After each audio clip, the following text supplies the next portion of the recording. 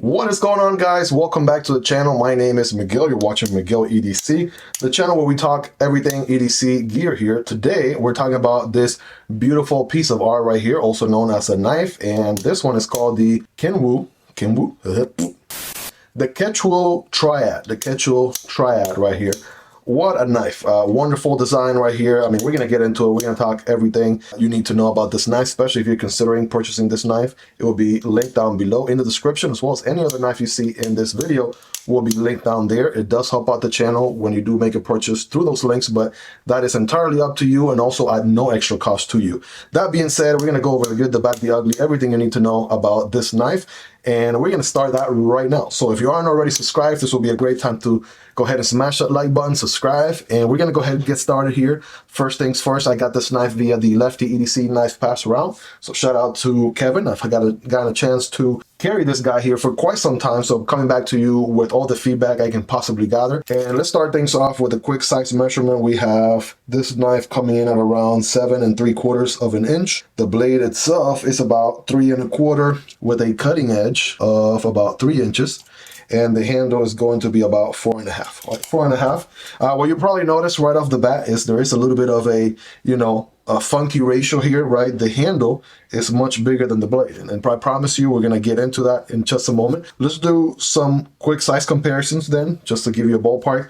Here it is next to the PM2, and here it is next to the Para 3. So it is going to be a medium knife, but it's going to be, medium to large, a little bit bigger than the Para 3, and a little bit smaller than the PM2. All right, you guys take a look right there. All right, there is the Demko AD 20.5 with the shark's foot 20 CV steel and the titanium scales. And here's the smaller brother, the Shark Cub, with the slicer blade, also in 20 CV. This one in aluminum handles. And the Triad is honestly about a quarter inch bigger than the Demko AD 20.5, definitely bigger than the Shark Cub sibling here. What about the Rap Model 1? Right, Rap Model 1 looking much, quite a bit bigger. And here's a Rap Model 2. So if there was a Rap Model 1.5, right, a Rap model that's, basically was somewhere in between the Rap Model 1 and 2, that would be about the Triad size right there, right? Much, a little bit bigger than the Rap Model 2, but smaller than the Rap Model 1, right? You guys take a look there for yourself. Next, I got two very popular models here, the CJRB Pyrite Alt, the Warncliffe blade. Here is the Raccoon with a drop point, crossbar lock, and the Triad is more so Raccoon size. Yep. I want to say pretty evenly matched to the Raccoon right there, whereas the Pyrite is just a tad bit smaller, right? About a quarter inch to half an inch smaller right there. And last but not least, of course, we'll do another sibling here from Ketuo, and that is the Illusion, right? The Illusion there. We just checked this one out as well. I just did the review on this one. So if you're watching this review, that means that the review for the Illusion is out as well. So you can check that out after this video. And we'll toss in another premium knife, the Vosteed RSKAOS, right? So the RSKAOS is bigger, the Illusion is bigger, right? And so the Triad is somewhere, in the medium, getting into the large category, if you will. So what we have going on here as far as material. So handles, right? We got carbon fiber. This is shred carbon fiber, which looks really good, right? Like this thing, depending on how the light hits it, every time the light hits it, it's going to look like a light show, and it looks really good in my opinion. The liners, from what I understand, are also titanium on this bad boy. If I can find my magnet, I'll prove it to you. Yeah, titanium liners, the titanium backspacer as well, which is beautiful, right? Got a lot of like a crown, nice, smooth, jimping going on all through and through. Also works as the backspacer, which loops all the way around to mid the tip of the blade right there. And as far as the blade, we have M390, right? This one is a bead blasted M390, which looks really nice. We have a opening right here with a little bit of a fuller also, right? Nice combination going on there. And this blade geometry, right? Get this. It is, I don't know, get the blade police out here. But in my opinion, this is a harpoon dual ground Tanto, right? Let's go with that. A harpoon dual ground Tanto. How about that? You have this portion right here. It's hollow, right? Hollow portion there. And then a flat portion here towards the tip, which also makes that tip nice and robust. Not that you're going to go prying with this thing or anything, but adds some additional strength right there. And this edge right here is a straight line, right? Which is, not the same deal with the Illusion. The Illusion had a recurve going on. So you know, different approach right there. I definitely would like the straight edge version here because obviously we all know it's no secret. That's going to be a little bit easier when it comes time to sharpen. As far as deployment options, all right, where do we even begin? If you are a multiple deployment option type of person, if you like a knife that offers you the most amount of possible ways to deploy the knife, if you are a fidget freak, then I mean, this is a knife for you. Well, first of all, it is a button lock. So button lock is nice and got a little bit of aesthetics, personality to it with the little circles right there. Looks good. And it is, you know, a button deployment, so you can deploy it with the button. Then we have a flipper right here, which is nice and cut out a little bit. Looks different than your traditional flipper, but it's functional, and it also makes sense why it's cut like that. So that way it hides away once the blade is opening, right? And the front flipper, that's another way, right? You use the front flipper. By that design, you could always front flip it, or I'm sorry, reach around. Do the reach around with it, you sure can. Then you have thumb studs on both sides, so you can deploy with your thumb or the reverse flick off of the thumb right there. Then you have the opening on the blade, so you could Spidey flick it out of that blade opening or hole, or you could do a slow open with your thumb, also open it with your thumb based on the hole. Honestly, I mean, I lost count. You're welcome to count them all, but the deployment options with this knife is through the roof. You can literally, this thing is a fidget machine. I want to say the ball bearings on this thing are really nicely tuned. The D10 is just the right amount of tension to not make that front flipper extra hard. And you can build enough pressure, like if you put my thumb forward a bit and build enough pressure to fire that blade with an attitude. So, you know, if you don't really put any effort, then yes, you could fail the blade. But as long as you put a decent amount, you light switch it, you're gonna get it open every single time, All right, so yeah, really had a plethora of fun with this knife, being so fidgety with so many deployment options. That is my kind of knife right there, to say the least. So this one definitely checked that box. Let's check the carry profile real quick next to the PM2. It is going to be a little bit girthier, right, than the PM2, a little bit thicker. What about like the Demko AD 20.5? Also a little bit thicker. And I don't know, something like the ROT Model 1. Very comparable, maybe a tad bit thicker than the ROT Model 1. Length and height in the pocket, trying to find the best way. Maybe here, right, something like that. It's actually going to be pretty narrow, believe it or not. There is a section of the blade that does stick out of the handle. You do want access to that blade cutout hole right there, but it's still a pretty slim approach, right? Pretty slim approach, which is nice. By the way, I don't think I've mentioned this already or not, but the designer is Felix Denishwar, right? Check him out on IG as well. Again, this is a really, really interesting design. He comes from a third world country. I went over that during the unboxing, and he just wanted to design a knife that could be deployed in as many ways as possible.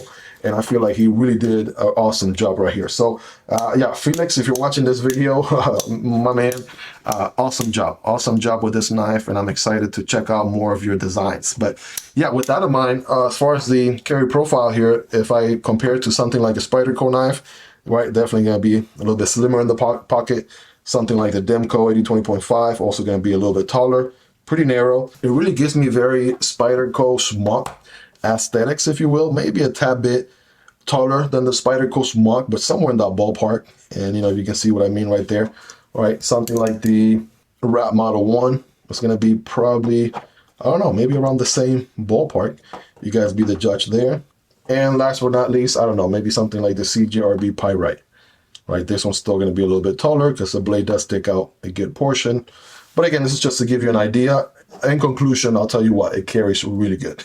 It carries very well in the pocket, very, very comfortable. And this thing is really light too. Like the carbon fiber really helps a ton. The fact that it is titanium liners really helps a ton. So it comes in at 3.3 ounces. 3.3 for comparison, I guess, the Illusion, it was full titanium. This one was 4.1 ounces, right? And I don't know, something like the Smock, which does have steel liners, is 3.7. So one last time, the Triad 3.3. I mean, that is a really good weight. Really, really good weight. Not too heavy, not too light. Yeah, they're doing a pretty awesome job. So a blade stock thickness on this bad boy. Let's see. The blade is coming in on a thickness of 0.12, right? Pretty standard. And the handle, right, overall, we're looking at 0.57, right? So typically half an inch or 0.50 is what we see most knives companies they try to stick to. This one is just a little bit girthier than that, almost 0.6 at 5.7, or sorry, 0.57. Okay, so there's that. Doing a quick hardware check on this bad boy. So it does have T8 in the pivot. By the way, my tools are highly recommended and linked down in the description if you want to check them out. It does help the channel when you use those links, but that is entirely up to you. So we have T8 in the pivot. That's a win right there. But we do have, unfortunately, T6. You know, and for some people that's not a big issue, right? It's just that the consensus in the knife community is that we all like bigger hardware overall. So if we can get at least T8, you know, this is a premium knife. So at least T8 all around for this premium knife would really have solidified everything even more. But, you know, a little bit of nitpick at this point if you really think about it. Are the T6 functional? Yes, but you also risk probably stripping a screw somewhere or something like that with the smaller hardware. That is why obviously the T8 or bigger hardware is more appreciated. But yeah, other than that, the pocket clip is reversible. All right, so check that out. We can mount it on the other side. You even have a filler tab with very flush recessed screws on this side that looks really nice. So the screws are different on one side than they're on the other side because it does give you that flushy look on the one end. It doesn't really matter that they're flush on this side because they are sort of like part of the pocket clip. The pocket clip itself is even milled in to make enough room for the clips. Pocket clip is perfect. I really like this pocket clip. It's deep carry enough where you can pinch and grab the knife, which is nice. If you're looking for the most deep carry pocket clip possible, I mean, this one does show about that much of the knife out of the pocket, but it's not bad. Again, tip up carry only option. On this one, it is reversible, so lefties rejoice, because a button lock, for the most part, is a pretty, you know, ambidextrous sort of knife, as demonstrated here with my very untrained left hand, which has no dexterity whatsoever. And here I am using a thumb stud, reverse flicking it, right? Maybe I have practiced a time or two with my left hand, but it's not my dominant hand. And obviously I can get it to work there just fine.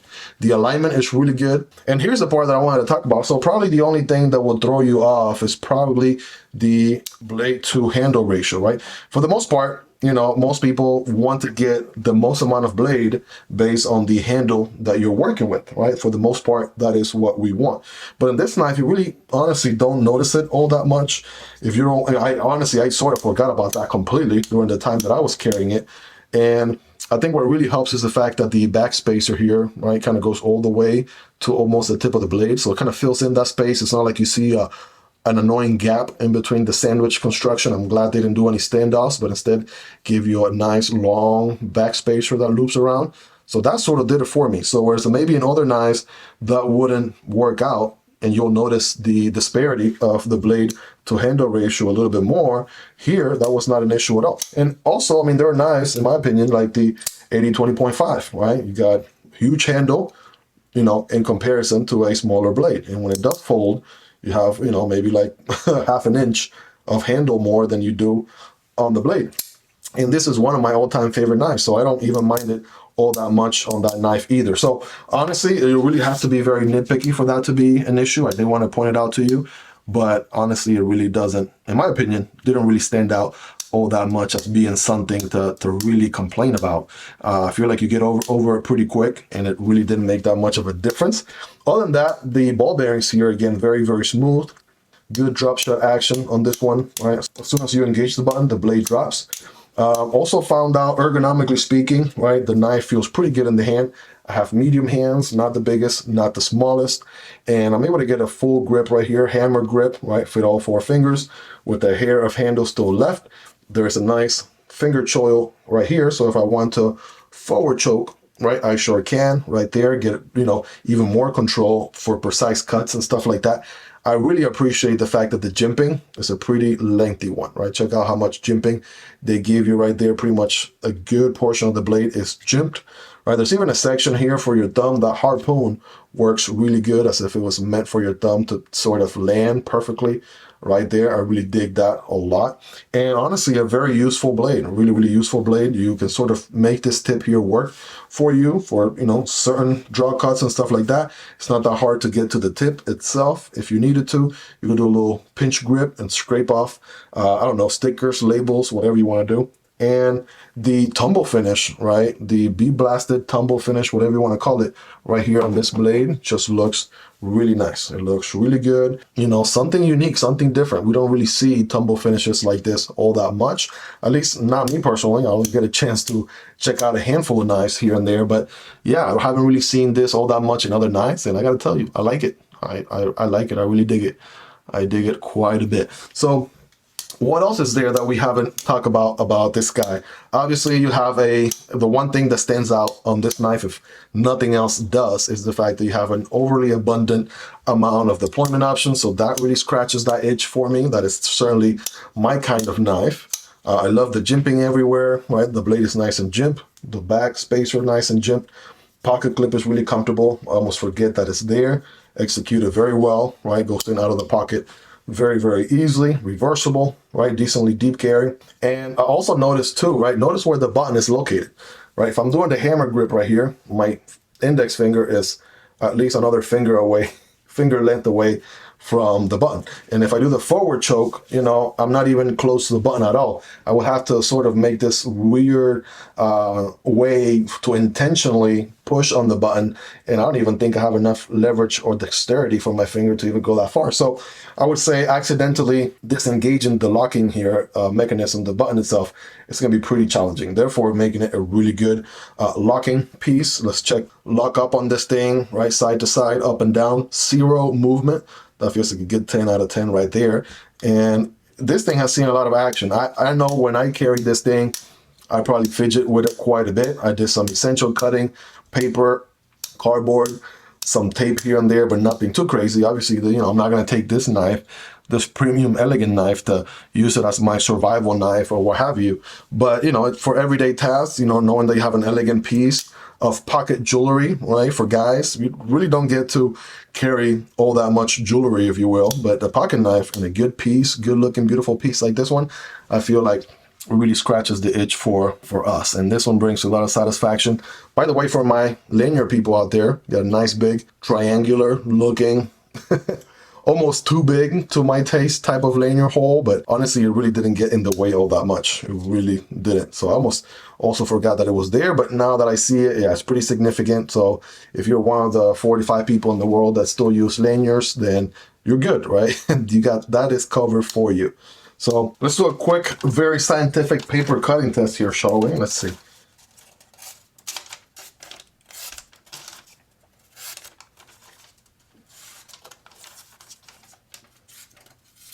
So just the tip portion, yeah, that part can definitely cut. Trying to, there we go, get the blade to sink in a couple of times. And I did get a nice little swirl right there. And so yeah, let's just get some full slices, shall we? Yeah, this thing will slice very, very well. The hollow ground is gonna put in work. And honestly, this is after a lot of use. I know a couple of channels have already checked it out after Lefty. Again, this one comes as part of Lefty's knife pass around. So shout out to Kevin. And yeah, we know it can definitely cut paper, but what about some cardboard? They have an interesting one. This is a double wall cardboard. All right, let's see how it does. Keep in mind when cutting cardboard, don't cut perpendicular like this, but rather at an angle like that. And so it will look something like this. Here we go. What? All right, cut there a little bit. I'm making sure I don't sink the corner of the blade into the cardboard. That's why I'm doing the forward choke position here. Wow, that was clean. All right, it seems like the thicker portions, that's where it struggles a bit. It is double wall after all, and that is just a ton of cardboard, and the inside just kind of, you know, shrinking a bit there. See, in some cases, it slices pretty good. Yeah, you guys let me know in the comments, but it feels pretty sharp to me. Still, you could probably use it maybe a tad bit strapping, but it will still destroy cardboard as if it had a brand new edge. So this guy does have quite a bit of milling going on both sides. You guys can take a look right there. All right, it is milled on both sides quite a bit. That helps with the weight a ton. Just in case I didn't already mention that earlier during the weight check. But honestly, what else is there to say about this knife that I haven't already mentioned? Ergonomically, it's really, really good. Has all the fidget deployment options that you can probably think of. And I know if you're, you know, I can hear your grandpa from across the room saying, knives are not toys, they're tools. And that's great. They are really good tools. But, you know, if you make one that really functions very well and it gives you a ton of satisfaction for the money that you pay, that's what I call a great purchase right there. So, of course, this guy's going to be linked down below if you guys want to check it out. This one does come in at $215. Again, we have M390 on the steel. This one being a harpoon, dual ground, tanto, hollow and flat grind going on. We have the shred carbon fiber, very, very lightweight, very, very, you know, good on the hand, very, very capable, right? Forward choke option, tons and tons and tons of deployment options for days, right? So yeah, what else is there to say about this guy? Honestly, I highly, highly recommend it. Again, the only other things that you could really nitpick about is that blade to handle ratio, which I mentioned is really not a deal breaker because you barely notice it, and it's honestly executed very, very well. And other than that, you know, the T6 hardware, you know, I would prefer a T8 for this price point. But other than that, I mean, this is as close to a perfect EDC knife or perfect everyday one and done knife as you can get. Really lightweight, but very premium materials as you would expect, executed very, very nicely. Captive pivot on one side as you would expect. The Ketuo logo is nice and minimal right here. I'm not sure the camera can even pick it out from the handle, so that was executed nicely. So there's nothing on the billboarding department on this side, and barely. Triad model name M390, and we have the Felix Danishwara logo right here as well. But that's about it, right? That's about it. Very, very elegant. I mean, the fit and finish, nice and contoured G10 all around. It feels really good to hold, right? A really nice and comfortable, satisfying knife to use that you know is going to be very, very capable when it comes time to perform. I mean, what else can you ask for? So if you're a fan of shred carbon fiber, if you like your knives to be a little bit on the lightweight side, you know, if you like the kind of, you know, harpoon dual ground tanto going on here, honestly, you got to check this one out. Highly recommend it. Really can't say enough great things about this knife. That being said, guys, you know about how it goes by now, right? I try to share as much feedback as I possibly can on this video. But if you still have any other questions about this knife, what else do you want to know? Please let me know in the comments. Did I miss anything? Is there anything specifically you want to know? Let's have a conversation. Let's hang out down in the comments. Ask me anything about this knife that you want to know, and I'll be getting back to you with a response as soon as I possibly can. I honestly, truly do my best to get back to everyone who comments on my videos the best that I possibly can, and as soon as I possibly can as well. So I'm definitely looking forward to you guys' comments. If you made it to this point, you guys are the real MVPs. Go ahead and smash that like button if you haven't already, because it is absolutely free. It helps this channel reach a larger audience. Go ahead and subscribe also. If you like knife content like this, I make knife content like this on an ongoing basis. I promise you'll be worth coming back for more. And if you want to support the channel a step further, there's a link for Patreon down below, or you can simply support the channel by becoming a member right here on YouTube. You'll have access to exclusive perks. Again, check out the unboxing on the Tuya Wrath, right? This is a wonderful knife here that I'm also EDCing right now. This one has the thumb deployment, the front flipper, the S90V steel, also has a dual ground blade, which looks savage. I'll leave a video card for the unboxing video of this knife right here for you guys to check that one out next. Thank you guys for all your support. I really mean that from the bottom of my heart. I really appreciate each and every single one of you. All the likes, all the comments, checking out all the uploads really, really means the world to me. Thank you guys. Have a wonderful rest of your day, and I'll see you on the next one. Peace.